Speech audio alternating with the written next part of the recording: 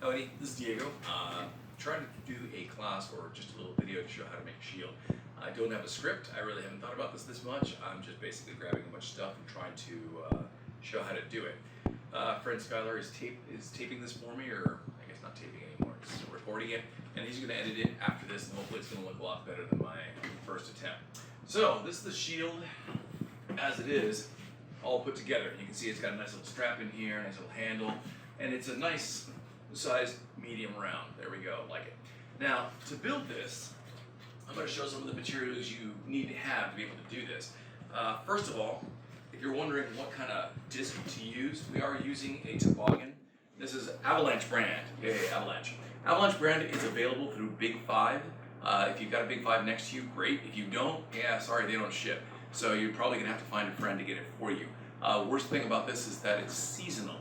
There's only one place in all of the United States that has it year-round, and that's in Amtgard. Every other place, they only have it during winter season, so you're going to have to wait for it to become available. However, I do like these. They're not particularly strong. You can see they got quite a bit of give to them.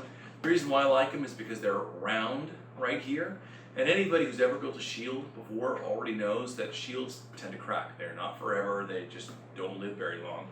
And if you've got a corner here, most shield companies, or most toboggan companies, sorry, are going to have little straight corners, little edges, or handholds, and that's usually where you're going to get a crack, and that crack will almost always start up here and come down. Because this is round, it tends to crack a lot less. So the lifespan on these things ranges from about 5 to 7 years. I would say that's the average.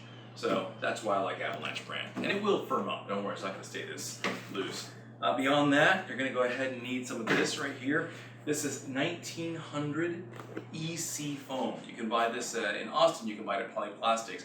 I've noted that in a lot of big cities, they do have plastic or foam fabrication places. So if you have one near you, order it. If not, come to a place like Austin, or I know San Antonio has it. Lots of places where it is available.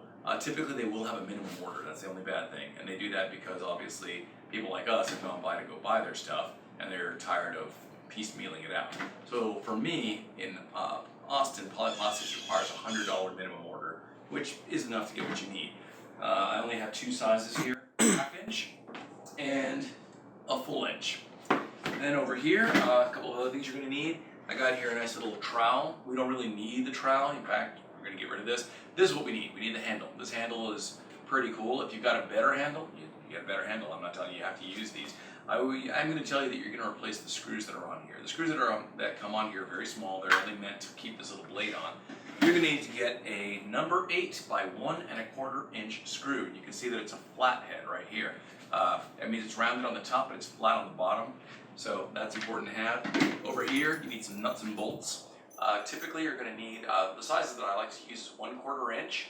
It's about 3/4 to 1 inch long, whatever your preference is. Got 2 different size washers, a very large one for the outside, a smaller one for the inside, the 1/4 inch hex nut, and of course, a lock washer. Lock washers are great. I mean, they're really good. It's a good way to make sure that your screws never come undone, or very rarely ever come undone.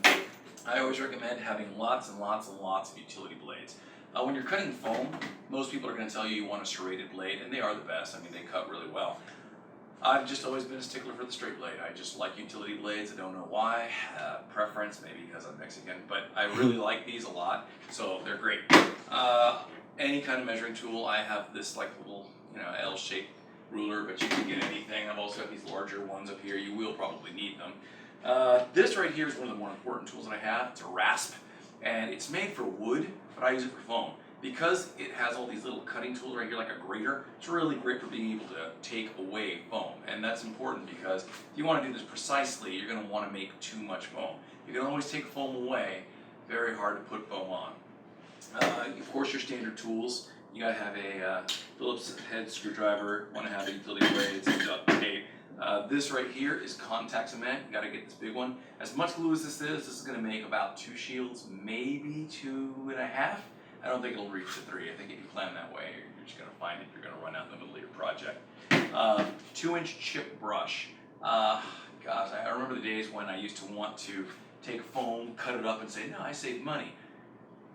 These are like $1.20, and they work so much better. It's the right tool for the right job. If you're trying to save yourself $1.50, then you don't need to be making a shield. This one was 96 cents. Yeah, so there you go.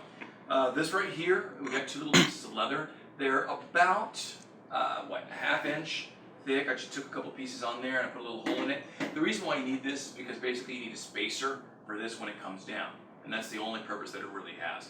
And I actually carved a little piece of this out of here to make a little bowl shape. Because when you put it inside, this is concave. You're going to have one side raised and one side beveled. That's it. And then of course, gotta have markers, gotta have drills, gotta have a power drill, which I got back here, and of course you're gonna have fabric for your shield cover. Whatever color you want is fine. I would not get anything stretchy. If you're thinking you're being smart by getting anything that's gonna stretch over this, just don't. That's a terrible idea. Don't even do it. Get something good like a broadcloth or I guess what, trigger, anything like that. A heavier piece is gonna be much, much better for you. And if you wanna make a drawstring, that's great. I make mine out of cloth. Honestly, that's not the best way to do it. The best way to do it is probably get some kind of paracord. That's a lot better, it'll last you years, it's really good stuff. And of course, you want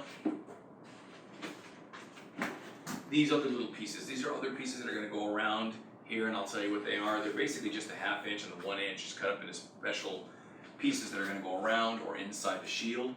These are the pieces that are gonna come on this side to make up the little space that you're going to have here. And of course, the patterns. You need to have these patterns to be able to do this. This one right here, just measure the shape of your hole right here and you can make this. Or don't use it, that's fine. I mean, everybody has their own way of filling up the space. The only thing I would recommend not using is that fill-up spray stuff. Absolutely awful, don't use it. That stuff is not meant to take pressure. It's not meant to take a beating. So if you use it, it's probably going to get pulverized into powder, and over time it's just going to go down. And then of course these little bad boys. Yeah, you need these to measure all of these pieces out. And if you want to know what the magical measurements are, there is no magical measurements. You should already know it's a circle. It's 360 degrees. If you quarter it, 90 degrees. And if you eighth it, it's 45. So there you go. If you want to know how long these little bad boys are, it's roughly 13 and a half inches. There's no need to be especially careful, but that's the measurement. All right. So the first step is, out here on the outside, we're not really going to do much. The first thing we're going to do is we're going to start out in here, where your hand is going to go. Now, I've got this little piece of foam. It's brand new. I've actually never used this one before. I used to use 1/4 inch EC, but they don't really make it with the skin anymore, so now I switched to this stuff. It's some kind of gator material that they had extra and they just gave it to me, so I took it. I don't even know what to call it, but it's pretty neat stuff. I imagine this is a lot like sport foam. Now, the reason why I have this, and again, it's not necessary for your shield, but I did this just because I wanted to be able to have like a little buffer, something that's not going to scrape up your hand, rubbing against this plastic. It's not especially sharp, it's just a comfort thing. So I'm basically going to fold this in half. Then there's a little dot right here in the very middle. I'm just going to find that middle spot, push it down against this foam, and that should tell me exactly where that thing is going to go. Then after that, I'm going to put this here, right there. Then I'm going to open it up, and this is about where I want the foam to go because I'm going to be holding the shield this way. And so all I'm going to do is draw this shape onto the inside, just like so. And there. Now, you might be wondering why in the world I don't go this way from here to here, and why I've got this thing tilted a little bit. And there's a really good reason for that. Some people like to hang your shields very high, some people like them low, people like them all over the place. I always put it right in the middle. And I don't put the handle here, not because of space, that actually doesn't bother me at all. It's because if you're going to get hit by anybody, typically you're going to take a lot of side shots. You're going to get a lot of hits coming this way, and this is not the strongest place for this thing to be. I mean, you really don't want to get hit here because there's not a lot of plastic. So typically, we make this thing go up. So it goes just a little bit up. If I were to go the other way to make it go down, then this little piece right here would be running into my shoulder. And so that would be uncomfortable. So the only way left, the best possible of all options, is to go this way. So it's just a little bit off. And after that, this is a good little tutorial on how to use contact cement. If you never use contact cement, it's good stuff. It smells awful. Please make sure that you're outside. I don't even care if you say you got a big house or a good ventilation system. You really want to be outside. I mean, right now I can smell it, and it's really strong. A little strong. pretty strong. Luckily, I've been using this for a long time, it's no big deal. Now the way contact cement works is really simple. This brush is amazing, it's always going to be great. All you have to do is put it on one surface, whichever surface you're going to use. I personally know that this stuff does not stick real well to plastic. You're going to find that out. You might get a little frustrated as you're sitting there trying to make it adhere to plastic. It just doesn't do it. Plastic will typically resist any kind of petroleum glue, but it will stick. And this stuff will stick very well to other pieces of foam. However, we're talking about Amtgard. You're really not going to be testing very much how much force this foam can take against plastic, so you really will never have to worry about it coming off. It's just not going to happen. If that's what you're worried about, don't even think about it. The little 2 or 3 pounds of pressure they can take per square inch is going to do nothing. So I put a thin layer on here. Next I'll grab this thing, put it in here. And then that's the most exciting part. After that, you're going to wait about 15 minutes. Both sides have to get, or both of these surfaces have to be pretty dry. And that's the only way that these things actually stick together. If you put them on before that, it will stick, but not as well. Certainly not as strong. So be patient. All the exciting part is done now. It's nice and tacky. You can feel that it's a little rubbery feeling.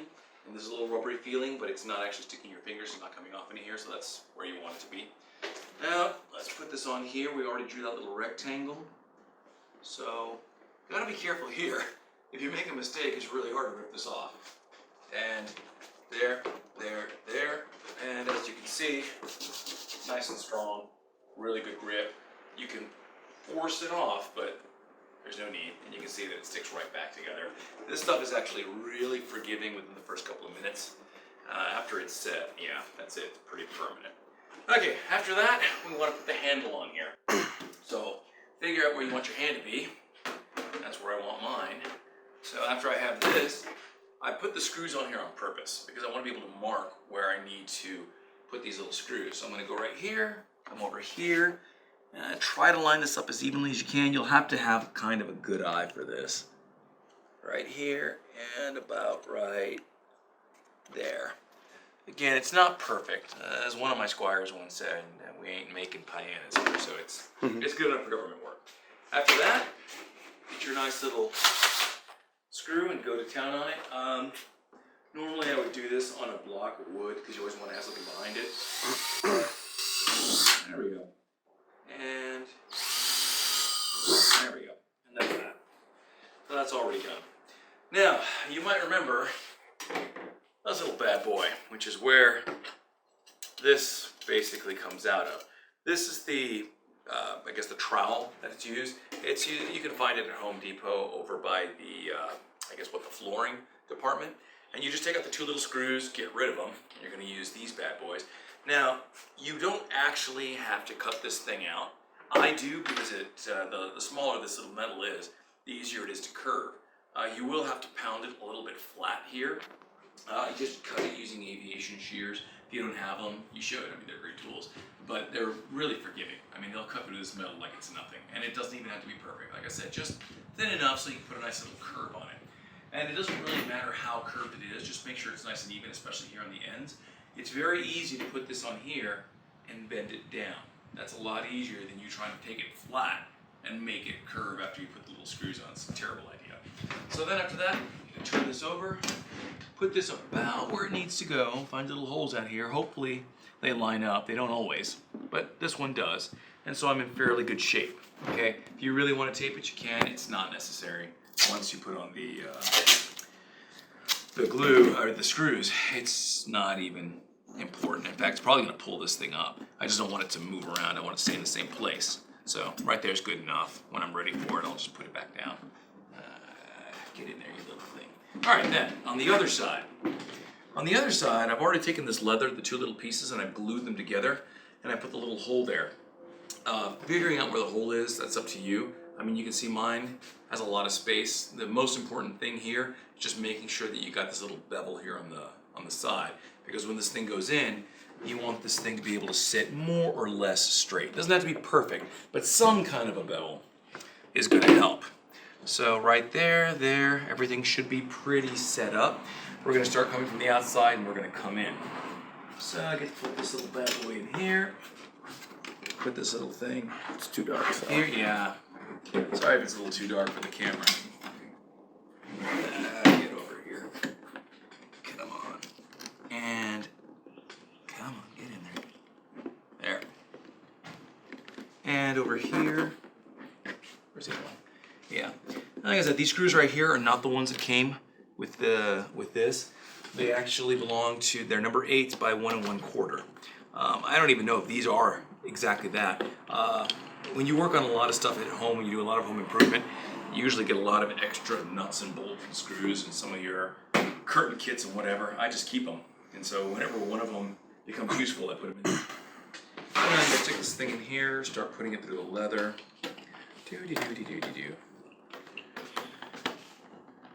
Okay. It'll start coming up. So I've got these 2 little pieces now sticking out of here. Not going perfectly straight, but they're pretty good. Now this is the part that you kind of got to be careful with. This is Loctite super glue, and it's good stuff. The bad thing about it is it sets up pretty quick. You got a timetable of 15-20 seconds. After that, this thing is going to harden and it's going to be there forever. I used to not use this, and over time these screws would slowly begin to unthread themselves. So there is a way that you can tighten it back up. You have to go through all the foam with a Phillips head screwdriver, hunt around for this thing and put it back in, which is a real chore. It's not easy. So this helps to correct that problem. This should never let go. So I basically just put it in here, put a few dots, put it on here, and now we're under the gun. Now we got to move this fairly quickly. I still like doing this by hand. I still don't want to grab the electric drill and go town on this.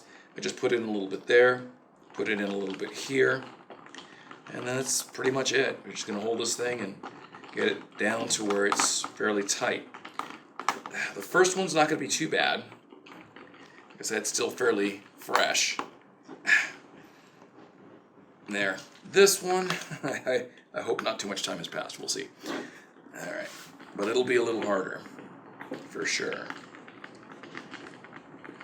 And it doesn't matter if the leather goes on top of this little cloth thing, this little foam thing or not.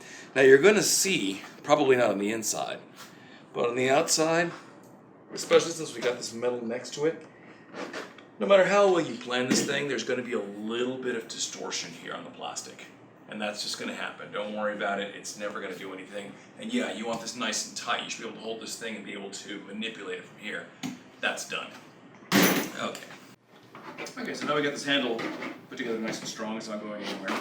So now it's time for the strap. Now you don't need a fancy strap like this one, in fact. I just like to do this. I really don't charge for this. It's just fun for me to do. But if you just got a piece of leather, I've seen some people use belts, whatever. Just make sure that, of course, it fits on your arm. That's the penultimate thing. If you can't do that, then it's pointless.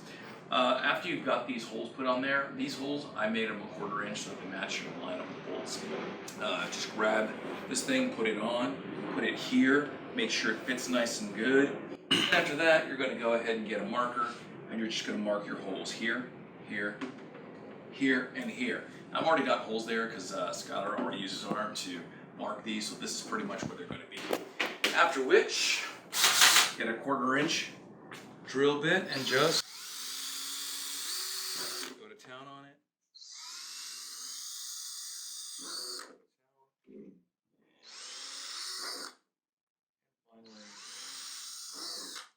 And if we did everything right, then these things should line up.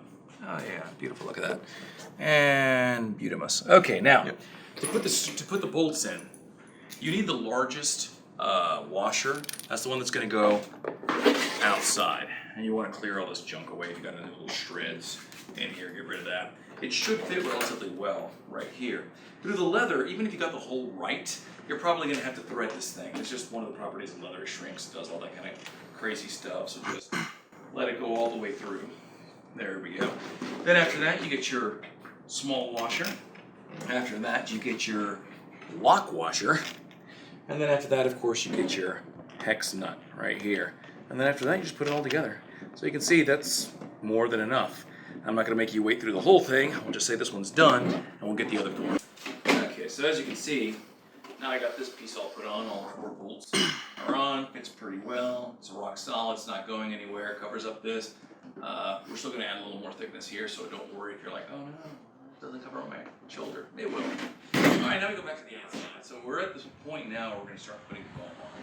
This little button right here, this little dot, it's really important. You need to know where the middle is at all times.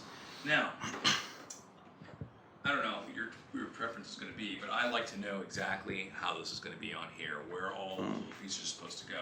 So with a marker, you're going to come in here and mark all these little eighths. It's going to be making a pie piece. And if you're curious why in the world I make pie pieces in the first place, it's real simple.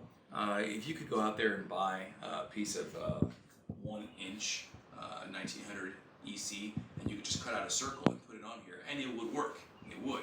But the point is, if you do that, you're going to be having so much waste. It really is quite a bit of waste. So much of that foam is going to be useless, except for maybe tip, sword tip covers or something like that. If you do it the way that I'm doing it, you're basically utilizing a lot more of the foam. So with 1 sheet of 4x8 foam, you can pull about 5 shields out of there, and that's pretty good. So that's why we're doing it this way. And it seems like a lot of extra work, and it is, but again, we're trying to conserve some of the materials we have here. So I'm going to take this, put it on here, wrap it around. One thing that's really important to note is that as you are marking this stuff out, you are definitely not going to get this thing to go here, here, here, here, and line up here at the very end.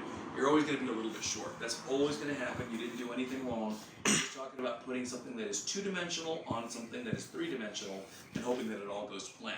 Like I said, that never works. So typically I do 1 pie piece. After that, I just get my little straight edge here, and I know that this is the correct measurement. This is a straight line going all the way across. So if I'm going to mess up, I'm only going to mess up at a small degree. So that's going to come over here, and I make 1 straight line going all the way across, and now I'll start building the opposite way. And if I overlap, that's fine. I want to maintain this nice little straight line over here. It doesn't even matter if I go over this. I just want to keep my straight lines. So that goes over here, good. Now I'll come over here, see what I can do. There's my straight line right there. Come over here and try to measure this thing out. And then hopefully over here it's not too incredibly bad. We'll see. You can go here, the other side, whatever. It almost never happens that I get the straight perfect on the very first try. And you'll see right here, yeah, right there's a little bit of mistake. You see there's some overlap. So I'm going to put this over here.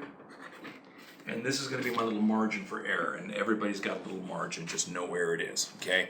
You know that this is your good one. Make sure you know where your good one is. Make sure you know where you got your play. And that's about it. So we're going to finish marking this out. We've marked this out, and you can see I still got this little error. Most of this other side came out okay, but this is going to be our little fudge factor right here, something we're going to mess up on.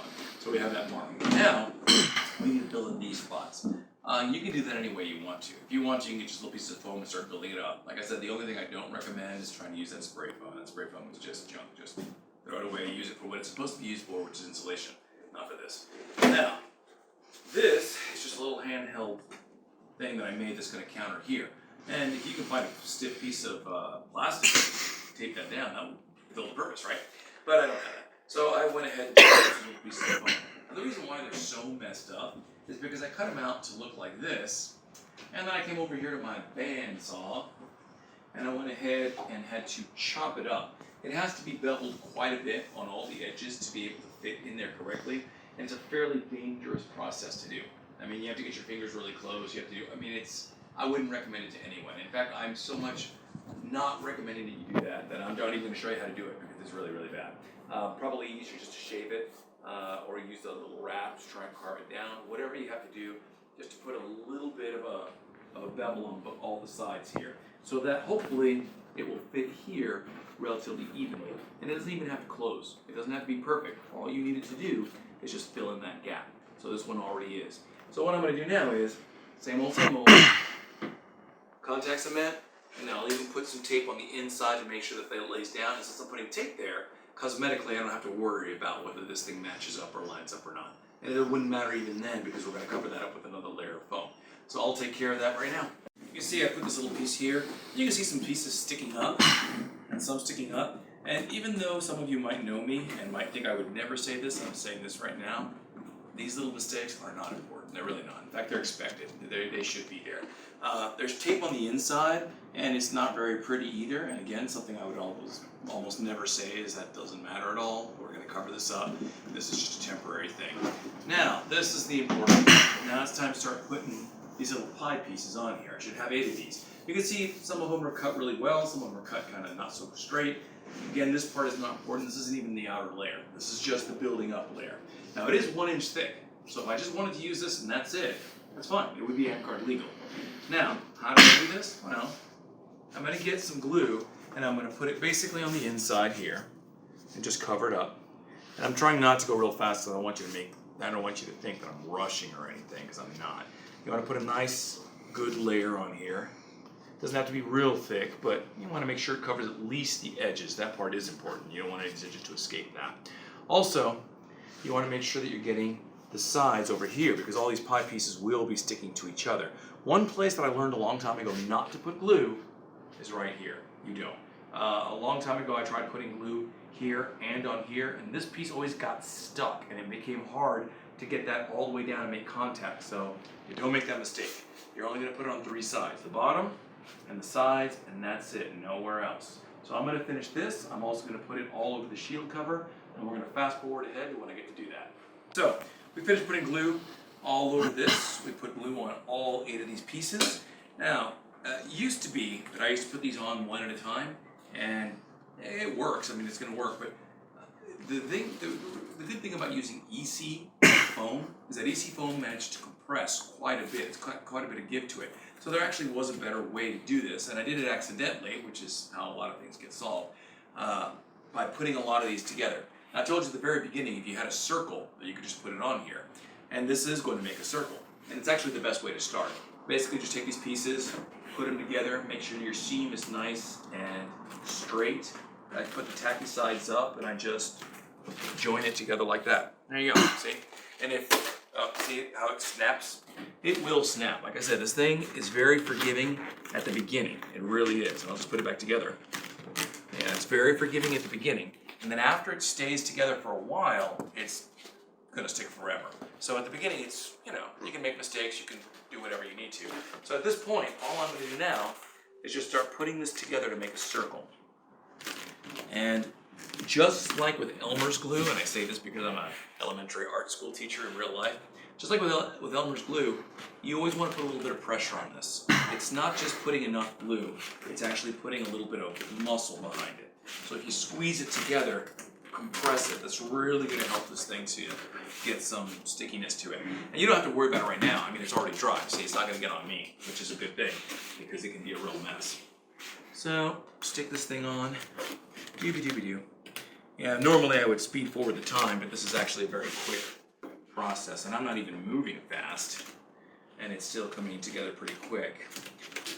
In retrospect, maybe I should have put these together first, because I want to be able to fit this in. I don't want to have the problem of this sticking to itself before I get in here.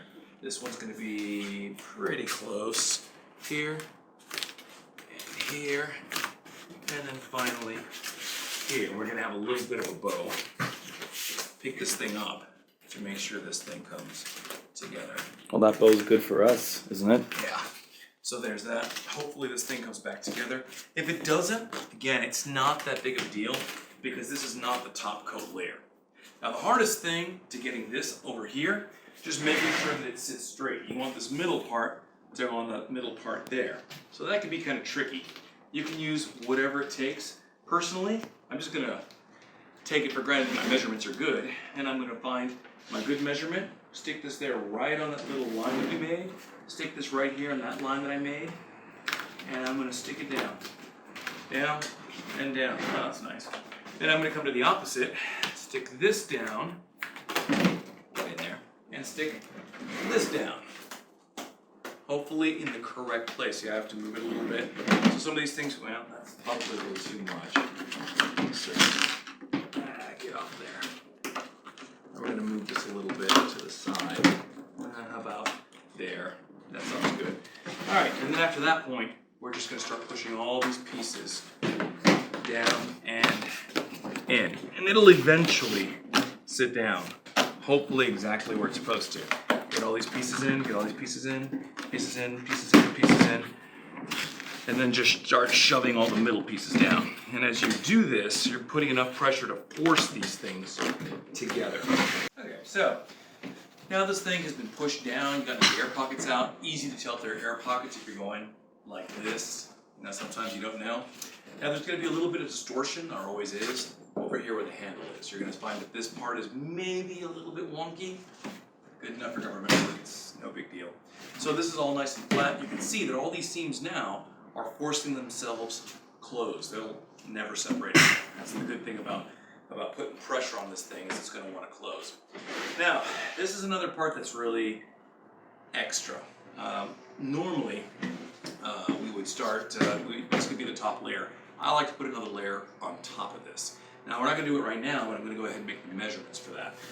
This is a bit longer than the other one that I had here, and all I'm going to do is put this on here, and I'm going to measure the sides, and it's going to be a little bit off. I try to put it as close to the middle as I can, and really, the reason why I do this is because I'm trying to get that seam in the middle. It doesn't have to be. I don't even know if it adds any kind of structural integrity to it. I honestly don't. I just like to do it this way, and since I've always done it that way, that's how I'm going to tell you to do it. So if you don't really want to put the top layer, then you can skip this step and just move on.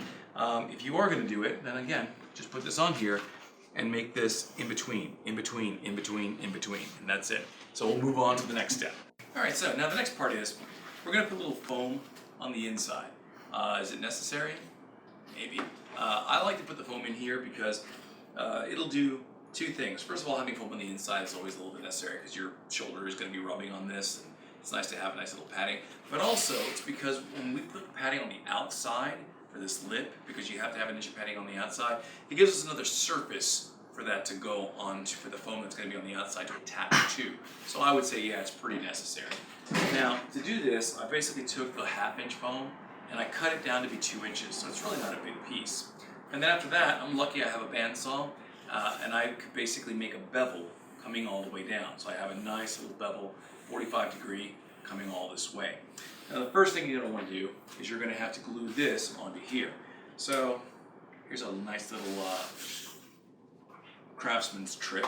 It's not specific, I don't think, to sewing or to line making or anything. Basically, you take this little bad boy, you put it on the edge, you get your marker, you put it here, and you basically start drawing a line.